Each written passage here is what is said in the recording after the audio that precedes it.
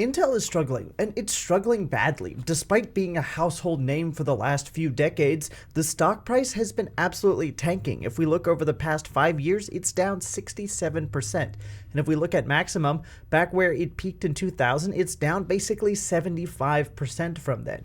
That's absolutely abysmal. The company in press releases and in shareholder updates and newsletters and such claims that they're going to turn everything around by 2026 and be back on track to be the top dog in this tech chip space. But I'm really doubtful that that could even happen, especially since shortly after they said that, they announced that they were kicking out their CEO. Intel announces retirement of CEO Pat Gelsinger. Intel Corporation today announced that Pat Gelsinger retired from the company after a distinguished 40-plus year career and a step down from the board of directors effective December 1st, 2024. And then he was replaced by two senior leaders as interim CEOs, which means that they don't even have a new CEO in mind, which probably means he was pressured out at very short notice by either some kind of a vote or so many people on the board reacting negatively to his leadership that he just chose to immediately get out. Probably it was not entirely his decision to leave. Now, normally I am all down to let failing companies fail, but we need chips manufactured like the ones Intel makes in the United States. Every electronic that you own or use has chips in them, and it's an awful lot of leverage for other countries to have on the United States if we don't have domestic chip manufacturing. Lots of people and politicians know that we need chip manufacturing in the United States, which has led the United States government to essentially issue a bailout.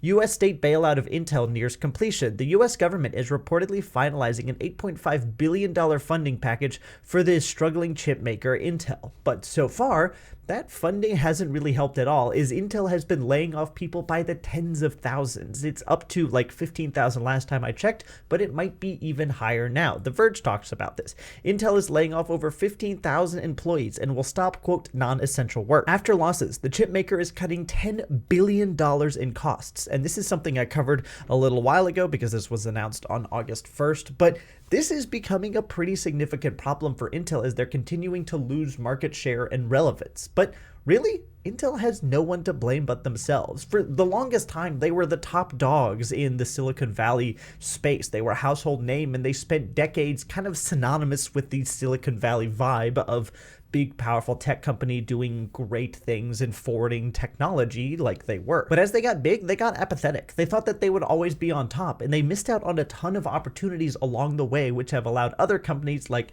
TSMC and AMD to blow up in the past few years, and Nvidia, I don't know how I missed them, to blow up in the last few years and make Intel seem irrelevant and become a fraction of the size that it was before. And I want to cover all of these missed opportunities, and I'm going to be using this CNBC article. Intel used to dominate the US chip industry. Now it's struggling to stay relevant. This article talks about all the things that Intel missed out on and the many missteps that they have made along the way that have put them in the terrible position they are now, essentially on the verge of having to declare bankruptcy. But before we jump into that, if you like this kind of financial news deep dive, I'm trying to post 1 or 2 times a week, and I would love a subscription and your support in that, and to see you around on some other videos. So Intel messed up a lot of things over the past 20 years or so, with the first huge misstep being the fact that they could have been the default chip in the iPhone and simply chose not to. As you can see here, the iPhone could have had an Intel chip inside. When Apple developed the first iPhone, then CEO Steve Jobs visited former Intel CEO Paul, whatever that last name is, according to Walter Isaac's 2011 biography, Steve Jobs.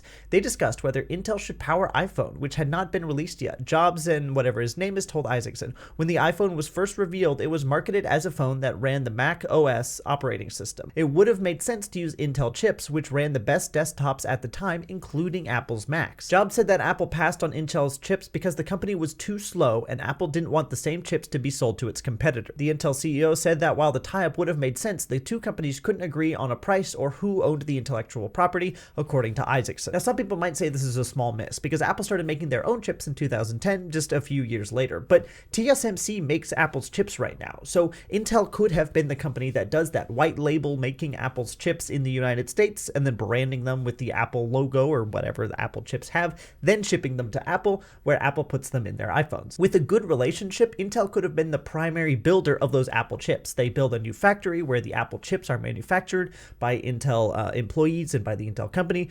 shipped to Apple for a wholesale price, then Apple puts them in the iPhones, ships the iPhones, and sells them. That could have made both companies a lot of money, but Intel's unwillingness to compromise or strike up a good deal, despite the fact that Apple was doing really well as a company at the time, is just one of the many missteps that they have made along the way. And you can imagine that if Intel was really good at building Apple's chips, they could have leveraged that relationship with Apple to pitch themselves to other smartphone companies and manufacture their chips as well. Think Google phones, OnePlus phones, or basically any other phones that are sold domestically. Intel could have been the ones white label making those chips for those companies and made a ton of money off of it. It's hard to know whether this could have happened or how much money they would have made, but with everybody having a phone in their pocket now, you can imagine it would probably be a lot. Now, the second big thing that Intel got wrong after they passed upon the iPhone was they just generally got complacent. See, they were big and dominant, and tons of people were using their chips, and as a result of that belief that they would always remain on top, Intel basically failed to continue to research and develop new technologies to keep up with the ever-changing landscape of technology. And most likely, they didn't invest as much money in research and development as they should have because they probably wanted to boost their stock price. If they spent less money on research and development,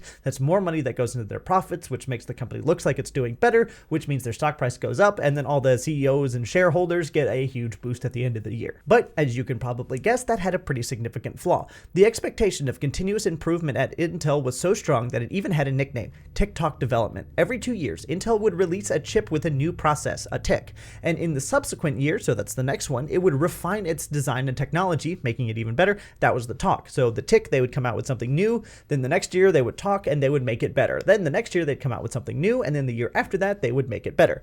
In 2015, under CEO Brian somebody, it became clear that Intel's 10 nanometer process was delayed. Now, the specifics of what a 10 nanometer processor are not important, just know it's the next big technology at the time, and that the company would continue shipping its most important PC and server processing using 14 nanometer process for longer than the normal 2 years. The tick-tock process had added an extra talk by the time the 14 nanometer chips shipped in 2017.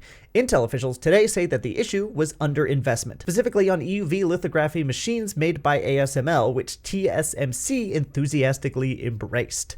The delays compounded at Intel. The company missed its deadline for the next process, 7 nanometer, eventually revealing the issue in a bullet point in a small print in the 2020 earnings release, causing the stock to plunge and clearing the way for Gelsinger, a former Intel engineer, to take over. So basically, Intel wanted their stock price to increase, and so to get that increase that they wanted, they spent less money than they should have on research, development, and creating this new kind of chip that would have made all the servers and processors that Intel was shipping out better, faster, more efficient, so on and so forth. And them doing that meant that competitors who didn't underspend on research and development could catch up because Intel proportionally was spending not enough money to stay ahead. So AMD, TSMC, Nvidia, all those companies now had an opportunity to catch up to Intel because Intel had underspent and fallen a year behind. And that created a domino effect. One decision led to another, led to a compounding and creating a company that is struggling. And it all started with them wanting to boost their stock prices. So we've got missing out on the iPhone and possibly any other smartphone manufacturing that could have come out of that. Then we've got growing complacent and not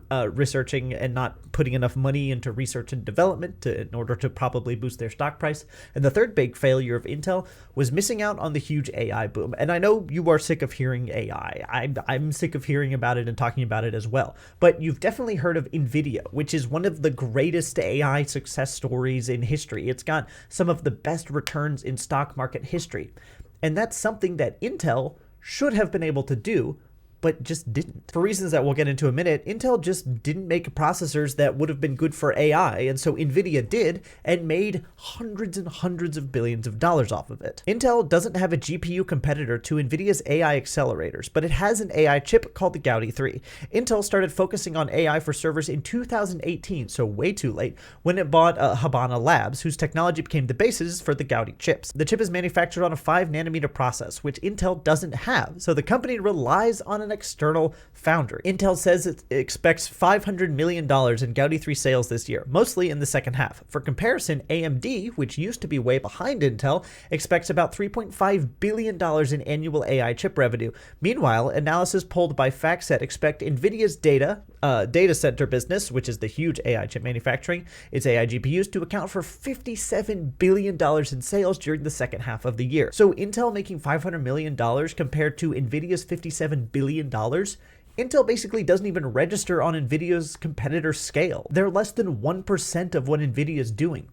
That's insane. Every tech company is pumping hundreds of billions of dollars into AI, and to do that, they need AI chips. And Intel is making none of them for some reason. Nvidia, which was a far smaller and less well-known company, somehow just came out of nowhere with these outstanding AI processors and sold them to every company that wanted to buy processors. And Intel, which is the huge name brand company that should have been in the perfect position to sell huge amounts of processors and data AI processing servers to all these huge tech companies, just simply was unable to. And it's hard to say how or why they messed this up. And if I had to guess, my guess would be that they thought that they could just buy any up-and-coming company that was building these AI processors, not realizing how fast or how expensive or how unwilling to sell probably Nvidia would be. So between missteps like not catching on to the fact that there was going to be a smartphone revolution that they could make chips for, complacency and not investing enough money in research and development to stay ahead of their competitors, and also somehow messing up and missing out on the entire AI boom, Intel has set themselves up for failure, and now it really seems like they are reaping what they sowed. Thanks for watching.